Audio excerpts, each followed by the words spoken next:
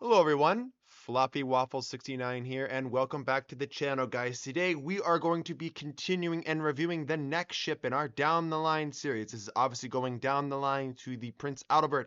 This is the Tier 8 German Panzerschiff heavy cruiser, the Knesebeck, I believe is how you say it. Could be wrong, but again, I'm not full-blown German. Anyways, doesn't really matter. This is the Tier 8 ship we are going to be reviewing today. And this is the only ship so far that I've seen in regards to like browsing Reddit, browsing various other forms of the game. This seems to be the one ship that I think the vast majority of the players struggle with the most. And I'm not going to lie, when I first got the ship and played my first, 4 battles in her, I could see exactly what people were talking about, okay? 100% I can see. The ship is rather large, has a large amount of superstructure. Its numbers and values don't really aid it too well.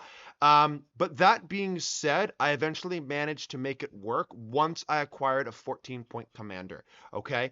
Once I got that 14-point commander, everything seemed to be jiving, and of course, I got the right matchmaker as well.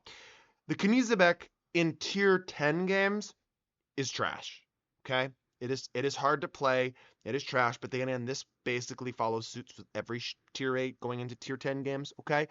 But especially brawling cruisers, which is pretty crazy. Yeah, this one definitely seems to be struggling when it gets up tier. Tier 9, every now and then, it's not bad, depending on who you draw as your opposing team and who your allies are. At Tier 8, the ship can put in sizable work. But to get this ship to work, it all started off with a 14-point commander. Now, I will eventually talk about the commander later on in the video, but I will want to mention this. With the Admiral Shear, I actually opted out of the concealment expert skill. And I said this was about a 50-50, like it's your call if you need it or whatnot. Instead, I went to buffing my accuracy of my main battery guns, I believe, with I can't remember the commander skill, but you know those ones I'm talking about. Like the one that putting yourself in a bad situation with more enemies in your base firing range than allies. It improves your dispersion a little bit. And I opted for that over the concealment expert skill. I will say this, with the Knesebeck, 100% you have to take concealment. And that pretty much follows suit with the rest of the line. I really wouldn't opt to not taking concealment because you want to make sure you have that 10% buff to your ship so you can get into a little bit closer ranges and utilize those secondaries, because the secondaries are the bread and butter to your basically your main gun. I mean, your secondaries are your main guns, what I'm trying to say, and your main guns are more like your secondary battery. They're actually probably more reliable, and you'll actually do way more damage with those secondaries from fires and just raw pen damage than you will with your main battery, which is more of a toss-up. And again, don't let the Sigma value of the main artillery at 2.15 confuse you. It is definitely not very accurate. It is fairly consistent with where these shells are going, but where they're going is quite large of an ellipse, and that's what the Sigma value relates to. So just because you have a higher Sigma value doesn't mean you have higher accuracy, okay? All right, with these down the line reviews, like I always say, these are going to be full-depth reviews, in-depth reviews of ships that are sometimes often forgot about in this game. I see a lot of players when new lines come out, all they do is they free XP their way to tiers 9 and 10, or if it's a premium ship, a lot of YouTubers do a lot of justice in reviewing those ships, but a lot of these tier 8 ships and lower are very much forgotten about, and I feel like these ships help kind of set the tone to what the rest of the line is going to play like. So if you're like me and I enjoy the whole game pretty much at every tier, I would highly recommend you do not free XP your way past ships.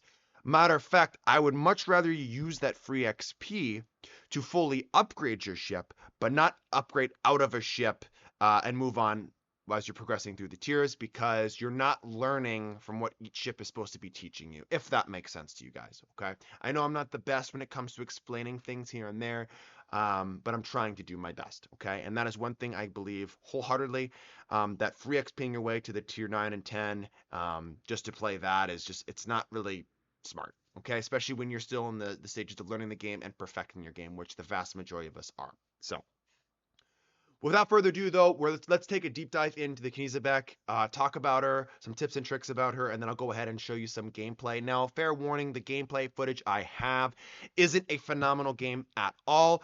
It's solely supposed to show you how positioning and mixed with that of your secondary batteries, you could take full advantage of that to do the most amount of damage possible. My one tip that I cannot give and cannot stress this enough is, just because you have an improved secondary battery doesn't mean you need to make use of that secondary battery within the first 3 to 4 minutes of the battle. I, matter of fact, would tell you not to do that. You have to have adequate amount of spotting, adequate amount of knowledge and information before you can go ahead and make those decisions to push up and be more aggressive and utilize those secondaries. By all means, you should be supporting your destroyers. But if you're putting yourself in a bad situation and getting nuked, half your HP gone, well, I don't think that was the best decision possible for you in that battle. You can definitely still support your destroyers if you pick your spots. That is all I'm trying to say. Okay? For the sake of the Knesebeck review, I'm going to be comparing this ship to two ships that I think should be compared to. One is the counterpart in the German tech tree, the Admiral Hipper, just to kind of give you what a normal heavy cruiser looks like compared to like a Panzer ship, a little bit of heavier cruiser kind of play style. And then obviously the Zeiten. I've talked about this with my other two reviews on the Deutschland and Scheer. I do believe that the Prince Adalbert line here, this Panzerschiff line in general, has very much power crept the Schlieffen. I still think there is relevance to the Schlieffen, and the Schlieffen might be a little bit easier to play because, again, it's a battleship, not a cruiser. But if put in the right hands, I think you can actually do better and more with the Prince Adalbert line than you could ever with the Schlieffen line. Again, Luchins can be placed on either of the lines. It doesn't really matter, which I've seen a lot of players do. Can be very, very lethal, right? Because controlling those manual secondaries or having manual control over those secondaries is very, very powerful. Again, knowing when to use the manual secondaries rather than just letting your auto secondary aim take over, right? There's a time and a place to do it, and I'll try to do my best to illustrate and talk about when you should and when you should not go ahead, let your secondaries take over for you, or when you should take over for your secondaries, okay? So first things first, we're going to go ahead and look at the armor scheme. Now, at the end of the day, guys, this is still just a cruiser, okay? And I can't stress this enough, okay? You don't have an icebreaker, but you do have a 27 millimeter nose. So this means this can shrug off overmatch from 380 millimeter guns, right? But once you get into those 406 millimeter guns and higher, it's going to go, like a knife through hot butter, right through your schnoz, potentially right in your citadel. Again, looking at the deck, you do have 30 mil plating, which is really nice, with a 30 millimeter armor belt side and a 27 millimeter ass as well. Again, no icebreaker between all this. Again, you have an armor plating protecting that of your steering gears too. On the side here, you have 120 millimeters of an armor belt. And then going to your citadel, which is slightly above water, this range is just a little bit in front of the first and the second turret. As you can see, this ship can and will be citadel, so you have to keep that in mind. Again, no turtleback here. Oh, sorry, excuse me. Again, we have the Orth ship, a little bit of a turtleback here. That's what I meant to say, not no turtleback, my mistake. Which can give us some sloped armor here. Again, though, not enough to prevent large caliber armor piercing to ricochet out of this. This will be mostly this kind of armor scheme is going to be good against cruisers, but once you start getting into those 350 millimeter guns, 400 millimeter guns, that kind of stuff, you're going to be getting punished pretty consistently. Because one rule you need to know about this entire line is the armor layout of all these ships is just high enough where you will get nothing but penetrations when shooting the ship if it's exposing a flat broadside. But if angled correctly and you do not shoot, and you shoot at specific parts of the ship, you will actually get ricochets. So very good armor if positioned correctly, but again, bad armor when it comes to getting away with mistakes, okay? Going into the survivability of the Knesebeck, this ship is going to be coming in with 49,400 HP with a 13% torpedo protection reduction. That is quite a drop off from the Admiral Shear, I believe. I think the Shear was pushing around that 20, 21 mark percentage. So we have a little bit of a drop now. So we definitely do not want to be eating torpedoes, nor should you ever want to eat torpedoes. And you're going to have less leeway now with eating torpedoes. So you're going to have to be careful. You have that 6-kilometer hydro. You can make that work to give you enough of a heads up to make sure you plan your maneuvers accordingly. Okay.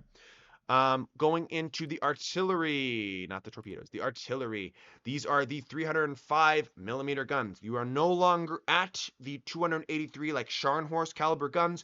You are now having 305 millimeter guns. So this means with our armor piercing, I believe we can now overmatch 21 millimeters of effective armor. So those cruisers that have 16 millimeter noses, you can go ahead and overmatch them completely. I think you also will be running into like your tier 6s that have 13 millimeters of effective armor, some of them, for cruisers especially, so you can go ahead and overmatch those as well. Again, knowing who you're fighting and their armor schemes is only going to help you with these ships, right? Again, these are the 2x3 layout, and this layout kind of sucks in my opinion because you are having to show a fair amount of sight in order to get these guns off, and most likely players are already exposing fair amount of broadside because they want to get as many secondaries on the target as possible. So keep that in mind. Don't, especially when you're using your secondaries, don't just stay zoomed in and go click, click, click, click, click, click, click. Make sure we zoom in for a couple clicks and zoom out. We zoom in, click, click, click, zoom out, because we want to make sure we see the enemy shells or enemies who have fired us, and especially enemies that are targeting us.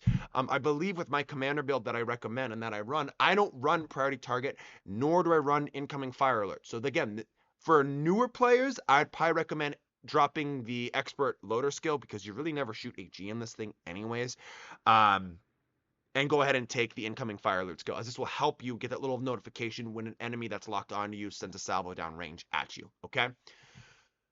These 305 millimeter guns reload in 24 seconds. That is a bit of an ouch, right? If we look at the reloads of other ships we're comparing it to, the reload of the Admiral Hipper is only 10.5, and the Zeiton actually beats this thing in a reload at 22.5 seconds. So again, these ships are not known for their main artillery, right? These ships are known for the manual control of those secondary batteries. That is why you play this line. So again, taking aiming systems mod 3, yes, of course, it'll help you with your main artillery. But why would you do that when you could just theoretically go play Admiral Hipper or something like that, right? That's what I'm trying to say on this. You want to be building these things for full secondaries because their secondary battery is quite potent, and I'll get into that in just a couple seconds. Okay, 180-degree turn time is 30 seconds, and again, a maximum range of 16.8 as well on this. Again, I already mentioned this. Don't pay too much mind with the sigma value of 2.15 because the horizontal and vertical dispersion are going to be worse than that of like the Admiral Hipper. That's more standardized cruiser dispersion, right? And that's only 2.0 sigma. And again, the Zeiton having 1.7, but I believe it only has, what, 6 shells? And again, it's more similar to that of like the Zeiton's dispersion rather than the Admiral Hipper. So it kind of plays more along the lines with its main artillery, like a battleship rather than a cruiser. Okay, going into the, I guess I should also have to talk about the HE of the ship. 27% fire chance, 3,600 maximum damage with a 76 millimeter penetration for the HE. That's again with the quarter pen that the Germans do get. Maximum damage on the armor piercing is 9,400. Again, both meters a second initial velocity is 865 respectively, so you don't need to factor in any more lead or less lead depending on what you're firing, right? Across the board, it's going to be the same. Secondary battery, these are going to be the 2x2 150s and the 8x2 128s. That is going to be littered around the sides of each, the starboard side and whatnot of your ship and the port side. Keep in mind that the secondaries, you actually have less secondary DPM than that of the Zeiton, but because you can manually aim these secondaries, you actually have higher hitting DPM. So to put that in like respective terms, you only have 225,000-ish secondary DPM with the Knesebeck, and the Zeiton is coming in at 243,000. But again, your actual hitting DPM of the Knesebeck is around 83,500, with the Zeiton at 62,500 as well, around those ranges. So you can see that you're gaining around 20,000-ish more actual hitting DPM with your secondaries than you are with the Zeiton. That's completely yeah, you know what I'm trying to say, with the secondary battery, right? Uh, you will be tying it in the fire chance. The lower caliber ones have 5, the higher ones have the 8% fire chance. And again, the ranges you can get these secondary batteries out to, I believe it is 12.4. Yeah, I think it's 12.4, 12.3 if you're manually controlling them. If you're not, it's like 11.3, 11.5, something around there. Again, I'll make sure to highlight that when we're in game, as I have the commander off my ship and I have none of my signal flags on as well, because I don't want to, obscure these stats for you guys, right? The torpedoes of the vessel, these are the 2x4 533 millimeter launches. We're actually launching in 9.5 kilometers now, so that's what, one launcher per broadside here, which are exposed on the deck. There's no armor over top of them, so they can and will be knocked out, like we see on like the Tirpitz, for example, in the Odin. 9.5 kilometer range, 14,400 damage, 65 knots with 1.3 kilometer detectability range.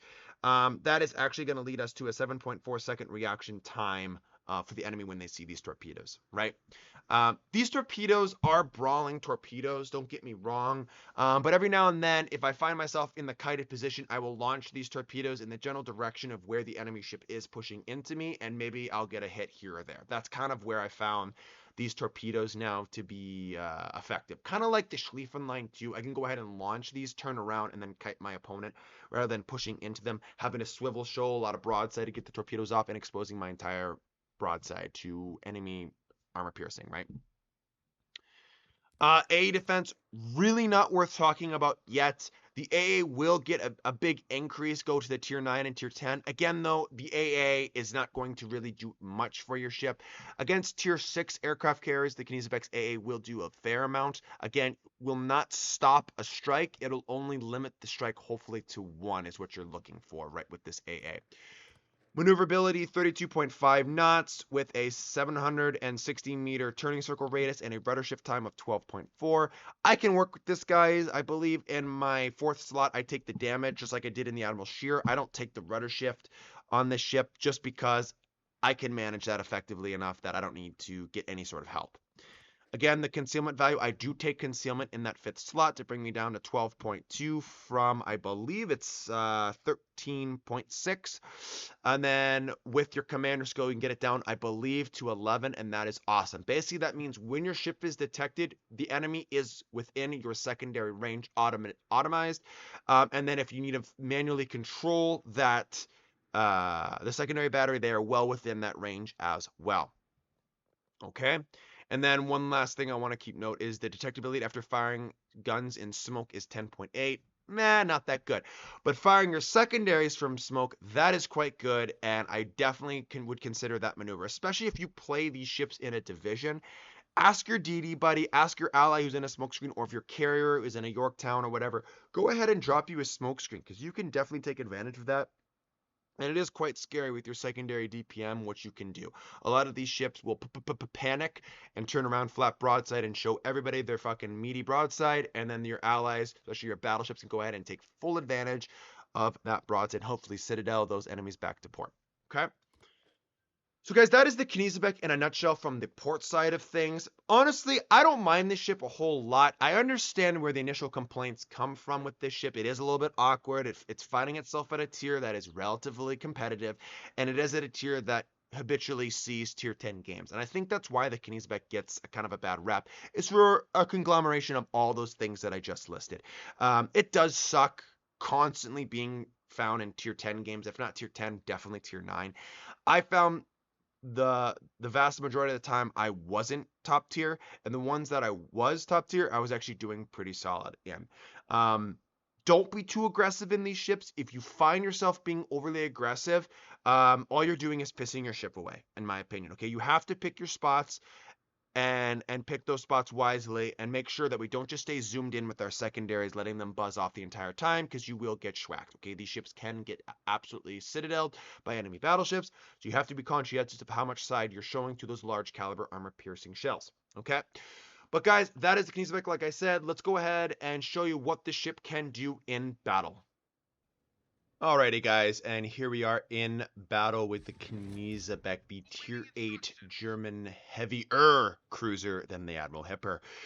This is obviously going down the Prince Albert line, which is all and solely focused around the control of your secondary batteries, which is that number 4 key for me.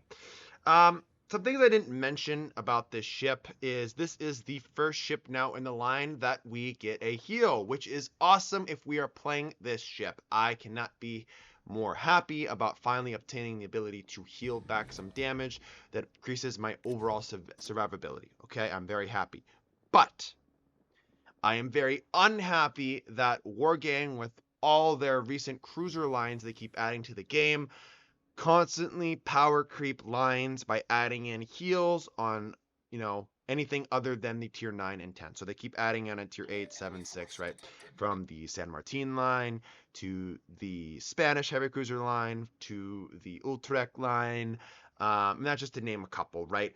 I mean, the Baltimore doesn't have a heal. The Mogami doesn't have a heal. The Hipper doesn't have a heal. You get what I'm trying to say, and it does. It sucks. To a lot of these older ships, it kind of, makes, brings a tear to my eyes, so to speak, because I love these ships, and I can only wonder what it would be like if they had a heal, okay? Usually you have to pay for the ability to have a heal at tier 8, but Wargaming has since abandoned that and realizes that cruisers are only getting harder and harder to play, so they have to add some alleviating abilities for them at, the corresponding tiers, and I think they think, adding a heal is the best way to do it, which is good. I just wish they'd add heals to all the ships, that I mentioned here, and have the ability for them to heal, because cruisers get nuked so early on in battle, and it kind of sucks because their armor isn't the best when it comes to, large caliber armor piercing that gets slung cross map. You have the carrier spotting, you have submarine spotting. Again, I'm not going to sit and defend absolute potatoes that play cruisers every now and then. I don't know what they're doing, like the infamous Omaha Russian, right? The clanless, camo-less Omaha that races into the beginning of the map, or races into the middle of the map in the beginning of the game, and gets absolutely freaking dumpster fired by the enemy team, right?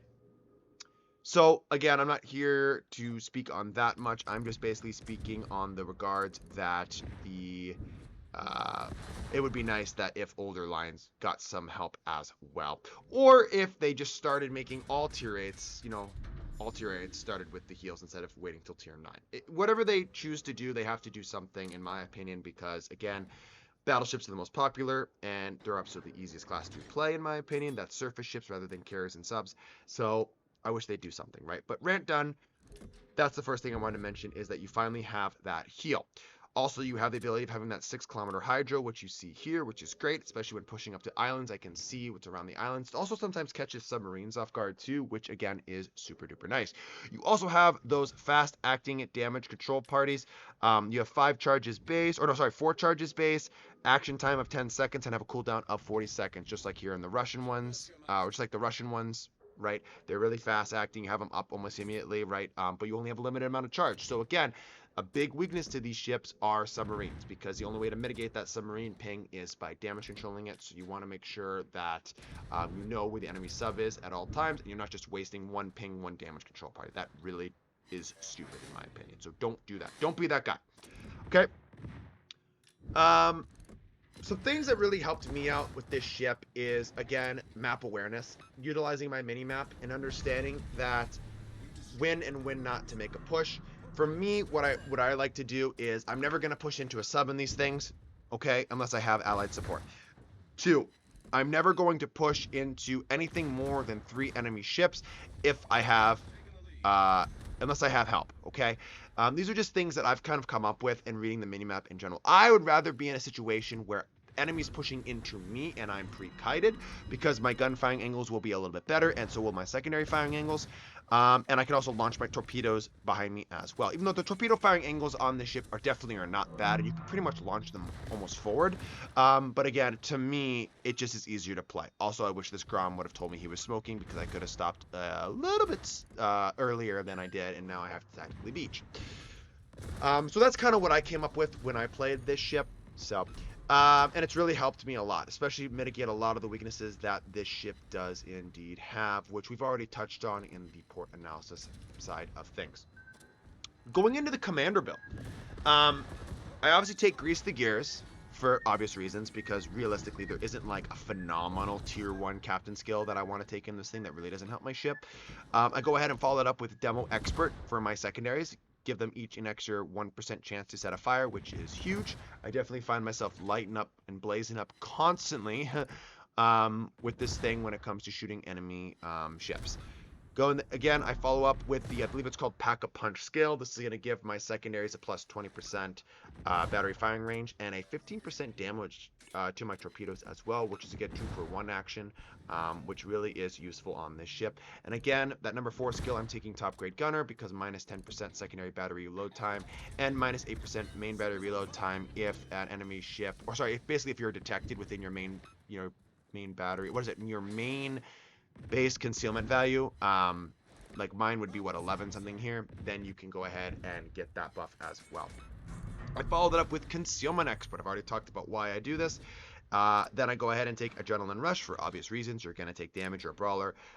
Superintendent to get 1+1 charge on all my consumables, including my damage control party, which I really need, plus that heal. And then I go ahead and take Gun Feeder. Now, of course, in my opinion, you could also swap out Gun Feeder and go ahead and take Incoming Fire Alert. Again, that's just going to be up to you, what you think. For me, I guess I took Expert Loader because I guess for those times, when the DDs are pushing me, I want to make sure I have AG loaded at sometimes. Again, if you don't ever find yourself in that situation, go ahead and take Incoming Fire Alert because that can help you if you're finding it kind of a hard time switching from secondaries to main battery as well. But everything I've talked about this ship is, I understand where people and the skepticism and the basically why people don't like this ship as much, and that basically comes from the awkward turret arrangement here at tier 8. And again, because now your secondary battery is actually really starting to be quite nice. People sometimes get lost in the sauce, so to speak, too much in just focusing on utilizing their secondaries, which is, again, putting them in bad positions, and basically they don't realize what poor angle they have towards the enemy ships, and they just get nuked in return. Again, these ships' armor scheme, I don't believe it's a turtleback. I believe it's just sloped armor on the Arth ship as well, but the angle slopes aren't going to be enough to mitigate that high caliber armor piercing. It's basically only going to be really effective against the cruiser levels of armor piercing, right? So just make sure you are aware of that and you zoom in and out and don't just get solely focused on utilizing that. Again, remember to bring your secondary flag as well, because that's going to help extend your secondary range a little bit too as well. And the last thing I would like to talk about with this ship would have to be probably the understanding that now, because you have a heal, doesn't mean you're like, oh yeah, this is the ship, right? You still have to be smart when you utilize your heal, and you have to be smart on your pushes too. So make sure, the number one thing I can say is make sure you're with your team. You're not a solo warrior kind of ship. You're with your team, you push with your team, and you have support from your allies. If not, you're going to get chewed apart pretty damn quickly, right? Pretty damn quickly. So going into my final thoughts about the ship, I don't think the ship is as bad as the Reddit, like online Reddit community thinks it is. But I think a big reason why people think the ship is utter AIDS is because it's at tier 8 and it sees a lot of higher tier games, tier 9 and tier 10, and those ships are in a whole different league of their own. I've talked about numerous times on my channel about like different tiers in this game of mastery, and tier 8 is definitely one of those tiers because it's the last tier before you make that next jump at tier 9 and tier 10. Yeah, just be careful of that too. And you have to understand that if you're bottom tier, you cannot get away with the stuff that I'm doing here, guys, right? I've already talked about the upgrades too, and I've showcased that earlier on in the beginning before I loaded into this battle. So you go ahead and match my my load out there with that as well. I think those are probably the best upgrades to get the most out of the ship as well. So but yeah, again, here's a good example of why your main battery is rather ass on the ship. You just get nothing but overpens and or no citadels from a lightly armored Yarsfeld. So make sure you make use of the secondary batteries and complement that with your true secondary armament, which is your 305mm guns. So all right, and now that we're back in port, we are going to just do kind of continuing our final thoughts here on the ship. And I'll go ahead and actually have the upgrades so you can see them in the back screen as well when I talk about the ship. I already mentioned why people think the ship is not very, not that good.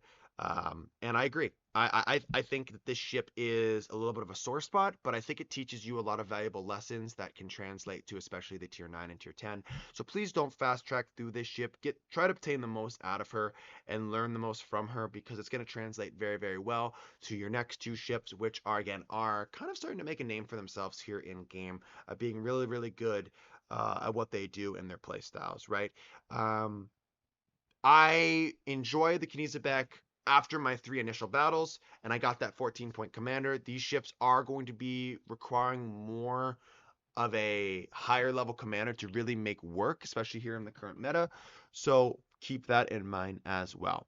But anyways, guys, that is my review ship analysis of the Knesebeck. Make sure to like and subscribe and leave a comment down below on your opinions and thoughts of this ship. In the meantime, I will catch you all in the next video. Have a good rest of your Sunday, and peace out, guys.